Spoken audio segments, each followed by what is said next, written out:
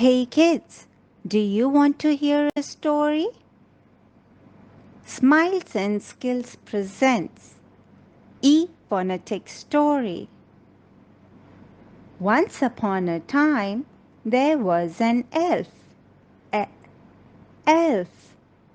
He was only 8 years old. A 8. He wanted to roam the earth. A earth.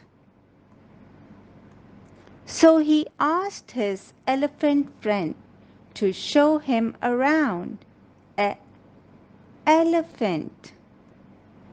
After walking for many hours, they were hungry and tired. So they sat down to eat an egg. A egg. So kids, did you enjoy the story? Presented by Smiles and Skills. True learning takes place when you see a smiling face.